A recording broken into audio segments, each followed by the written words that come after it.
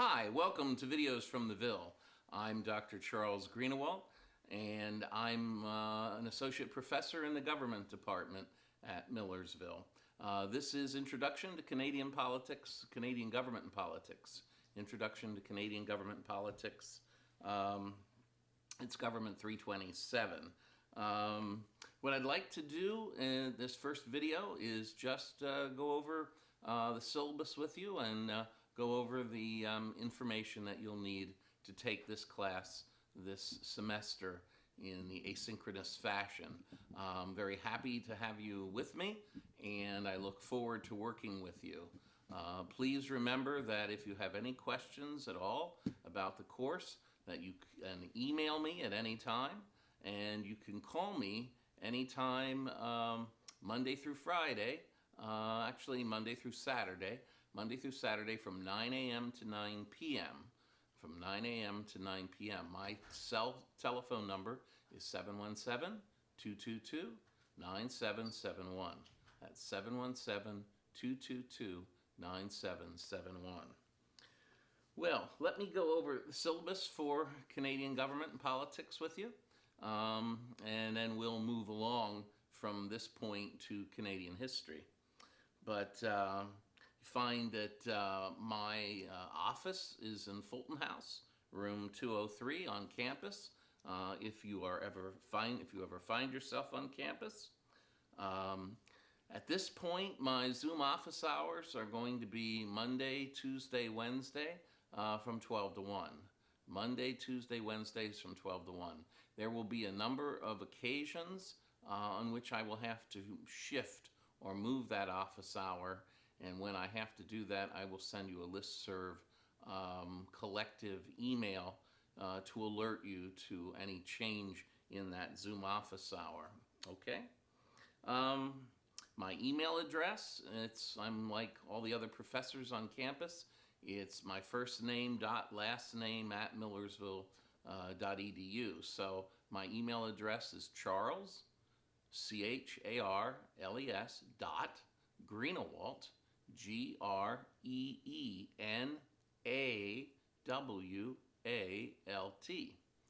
at millersville.edu. The first thing I want to address would be our course objectives. What are our course objectives in Canadian government and politics? Keeping in mind that this is a perspectives course. We are going to be looking at cultural perspectives and facets of cultural history and the culture of the British and the English, of the French, and of the indigenous peoples of North America. So we have quite a bit of material to work with. But since this is a perspectives course, our objectives include the following. First, we want to promote an understanding of Canadian geography and Canadian history. I expect all of you within the next 2 weeks to memorize all the provinces and territories and all the provincial capitals and territorial capitals in Canada. We'll talk more about that in our geography section. Secondly, we want to study a parliamentary form of government, a parliamentary form of representative government, and to understand how it differs from a presidential system of government employed by the United States. Thirdly, we want to examine Canada's parliamentary form of government and its procedures. I want you to be able to compare the Canadian Parliament with the British Parliament with the American Congress and understand their different procedures and organizations. Thirdly, we want to understand the nature of federalism, and particularly how Canada employs federalism. Find that Canada has something called asymmetrical federalism, which is different than federalism as employed here or understood here in the United States. And we need to understand how federalism works in a multicultural society. Lastly, we want to introduce how Canada's multicultural society has affected its historical development, its diplomacy, its economic foundations, its arts, and its government procedures and practices. So if we can tackle those particular objectives, be very pleased as we go through the semester to whittle down the list. Okay. Well, what are the requirements for this course? The requirements for this course are as follows. We're going to have 2 exams, a midterm and a final. The date of the midterm will be on your syllabus. The date of the final is to be determined by the university. But in the syllabus, I'll give you a rough guess. We also ask you to do a research paper. So between the midterm, the final, and the research paper, each one of these elements is worth 33 1/3% of your grade. Okay, so when you add them up, that'll be 100.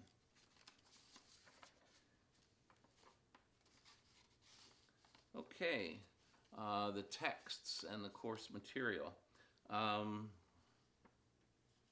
You find that for this particular class, the main text is going to be Malcolmson and Myers. Malcolmson and Myers, the book is called The Canadian Regime, An Introduction to Parliamentary Government in Canada. It's Malcolmson and Myers, The Canadian Regime, An Introduction to Parliamentary Government in Canada. That'll be your main textbook that covers Canadian government, all the aspects of Canadian government, and politics. In addition to that, we'll be using, excuse me,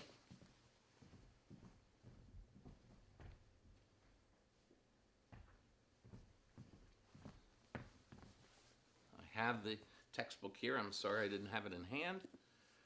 We'll be using a textbook which covers all facets of Canada, not just Canadian government and politics, and it's called Canadian Studies in the New Millennium. Canadian Studies in the New Millennium.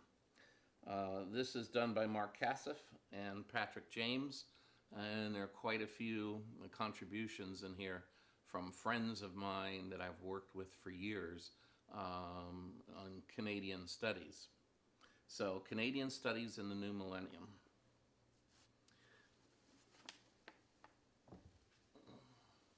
The other book that you may want to invest in, I'm not requiring it, but it would be a very good investment on your part, and that would be if you want to buy, and you can go on Amazon and buy a used copy of this, Canadian History for Dummies. Canadian History for Dummies is very well written, very well organized, and it helps the novice student to Canadian affairs and Canadian studies get a good grasp of Canadian history, perhaps much more easily than one of the traditional Canadian history books such as Robert Bothwell, his Penguin History of Canada. That's another good book that you could use to understand Canadian history. But if you have just a limited amount of time and money, I think I would try to grab a copy of Canadian History for Dummies.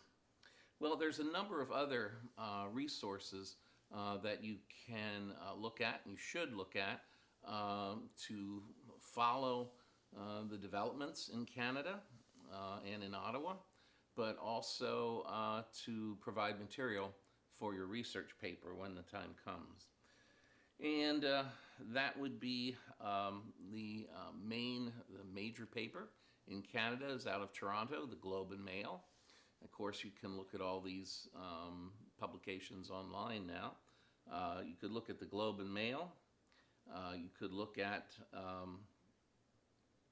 the National Post out of Toronto is also a superb paper.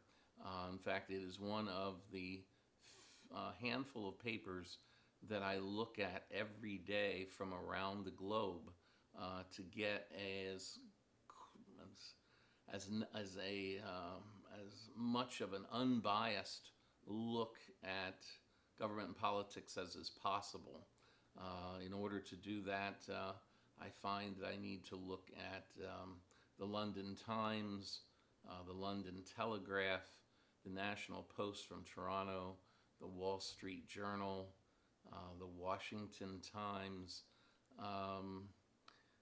The It's very difficult, as you folks understand now, to try to obtain an unbiased view of societal news and affairs, and it's getting worse as time goes by.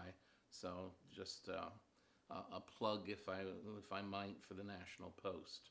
You can also use the Toronto Star. You can look at the Beaver. The Beaver is a historical magazine. It's actually named the Beaver Exploring Canada's History. It is a historical journal that has been published for many decades in Canada.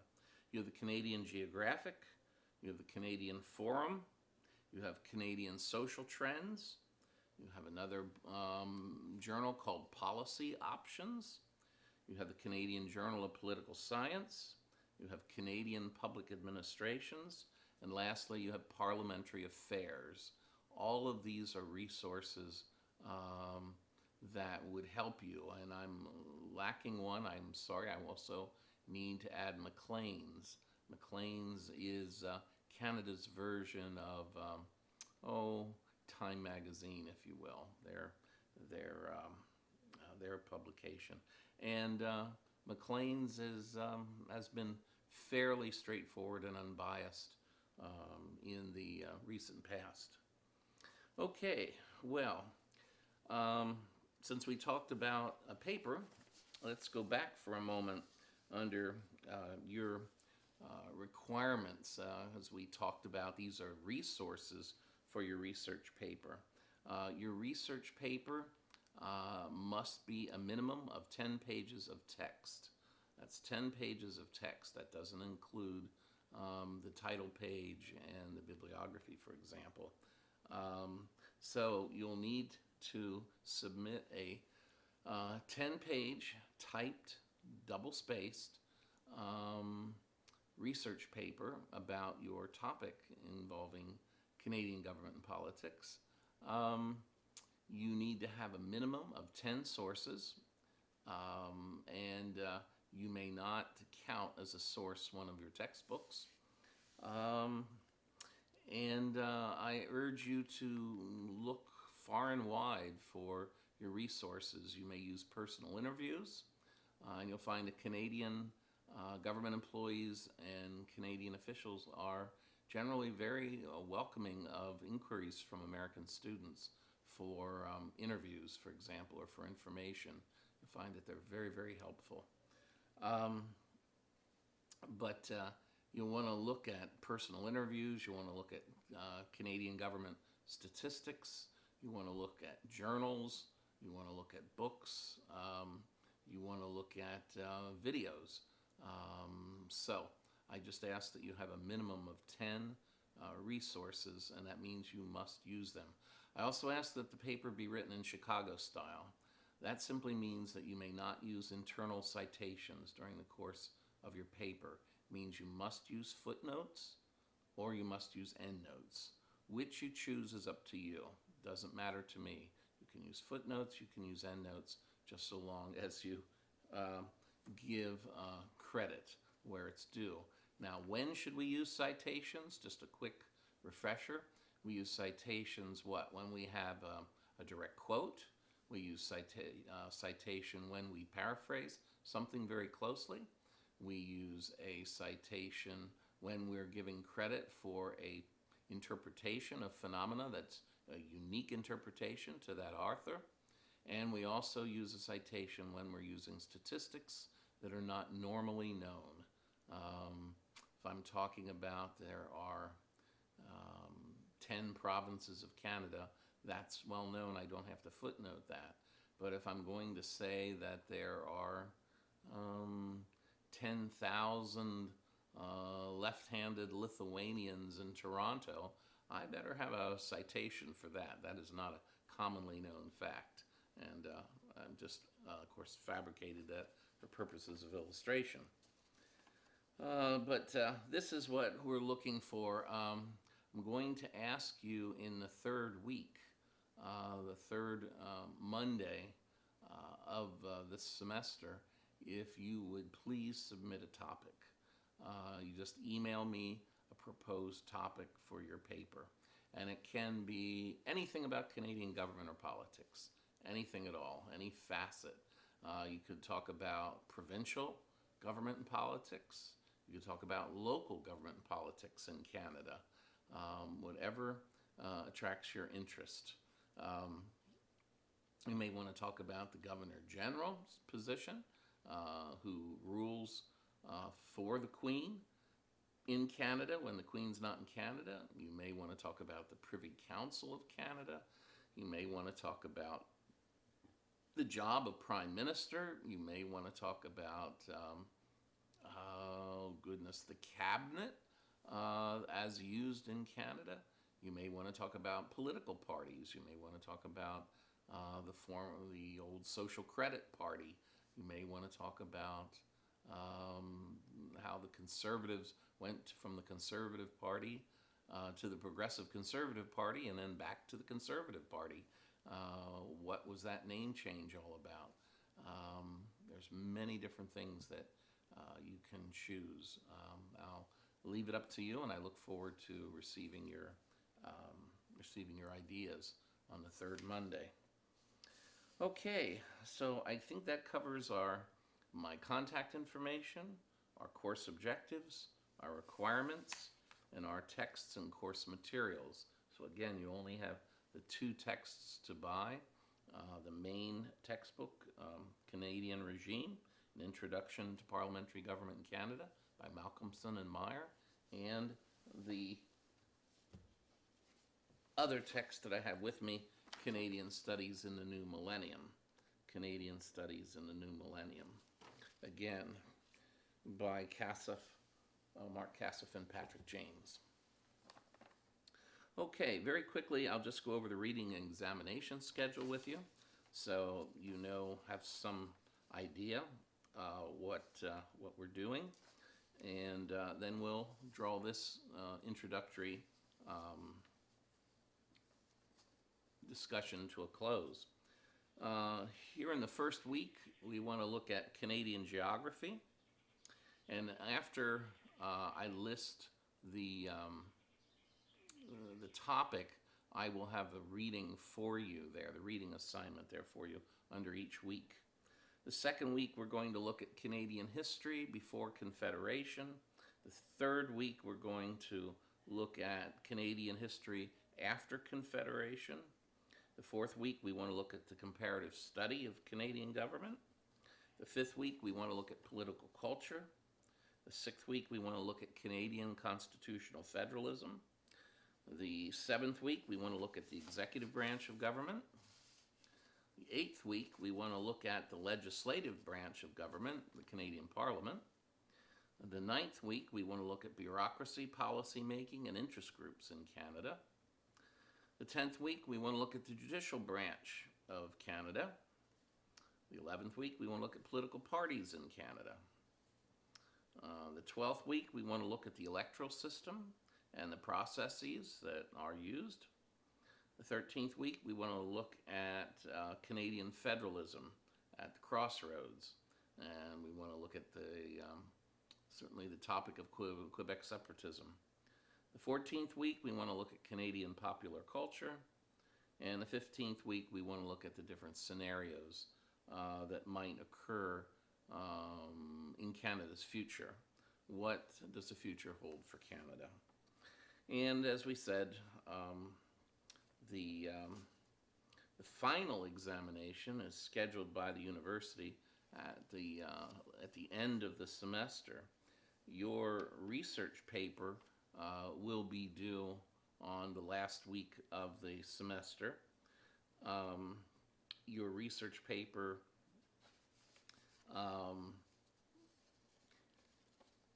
you can obtain help, of course, with it at any time by just emailing me, calling me on the phone, and I'd be happy to try to answer any questions about it that you have and try to help you along the way. And your midterm exam will be on the 7th week. So your midterm exam is the 7th week. Your final is at the end of the semester at a time that the university tells us. And your research paper, I'd try to have it done by the 14th week. You don't have to submit it till the 15th week, but I'd try to keep it out of the way of the final. So I'd try to have it done by the 14th week if I were you. Okay? If you have any questions about this introduction, please email me or please give me a call.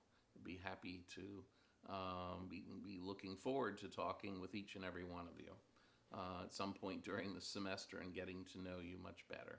So let's have a good semester together, and we'll find that we're going to learn all about Canada's and learn all about Canada, which of course is America's most important ally. All right, we'll see you back right after this. We're going to take a look at Canadian history. We'll see you in a minute.